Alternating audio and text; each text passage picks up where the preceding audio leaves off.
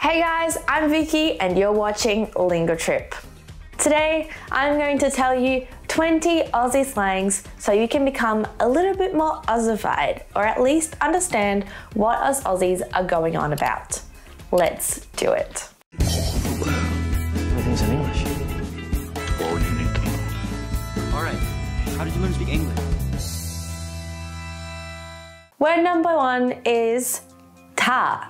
Ta means thank you. We don't usually use it with very much, as in thank you very much. Ta is a much more informal way of saying thank you. So it could be for very small things, or if you're in a rush, or if you're already in the middle of a conversation and you just want to express your gratefulness. So good. Ta. Ta. Number two is chock-a-block. Chock-a-block is when something is great. Maybe you hypothetically had to ask someone to paint your bedroom walls and you get there and you're amazed by their work and you go, that's chock-a-block work right there. So that's always chock-a-block. I reckon this comes from the actual chocolate block, like a bar of chocolate, because chocolate is amazing. So chock-a-block. Number three is servo. Servo is what we call our service stations or our corner stores. I'm just stopping at the servo to fill up my car. Number four is heaps. Heaps means a lot. So at the moment, I could say I have heaps of assignments to do for uni. I have a lot of assignments. You're at a friend's place and they're serving you some dinner on your plate, and you can say, oh, that's heaps, that's plenty, thank you so much. Ta. There's still heaps we don't know about these commandos. What exactly are they up to? Number five is hard yakka. Hard yakka means hard work. This is something that a lot of our tradies, so this is a bonus word, tradies. Tradies means laborers or tradesmen. So all our tradies, they do a lot of hard yakka. Number six is flat out. Flat out means when you're really busy, you don't have time for anything else.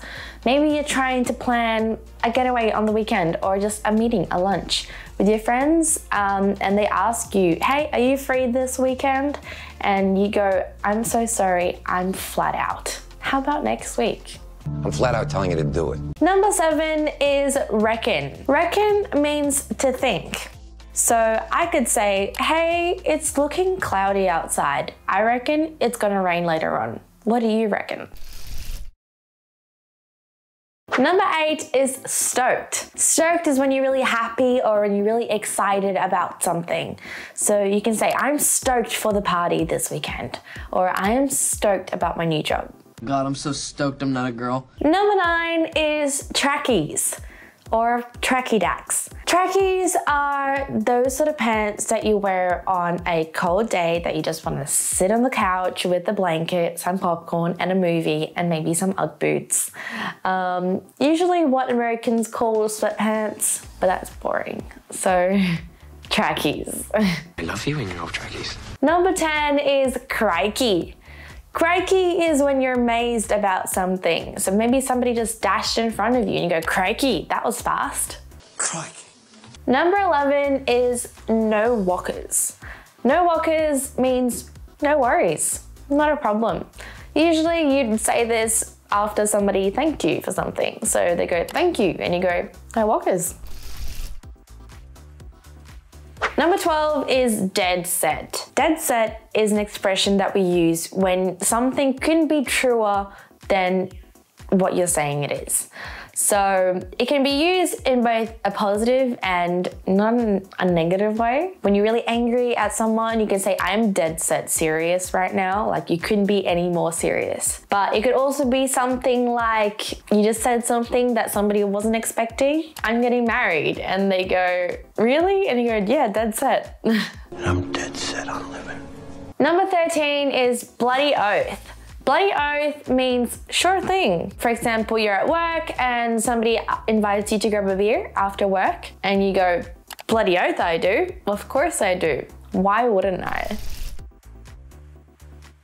Number 14 is Brekky for breakfast. It's Brekky, Brekky. Arvo, which means afternoon, so I can say catch you later, catch you in the Arvo. I finished work late this Arvo, but don't get confused with Avo. Avo is avocado.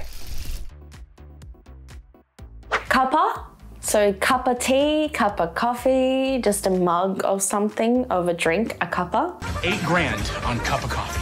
Tuckka is food. So this comes from our indigenous people. Usually what the food that they forage, they're called bush tuckka. We don't usually use that very often, but everybody knows the meaning. So if you wanted to combine a few of these words together into a sentence, you could say, I just had Arvo toast for Brekky, and later this Arvo, I'll have a cup of coffee with some tuckka. How does that sound?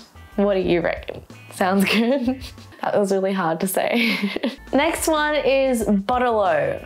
Bottleo is our liquor store or our bottle shop. This one, you can probably find the pattern now. We just add O to a lot of things and it becomes Aussie bottle shop, Bottleo.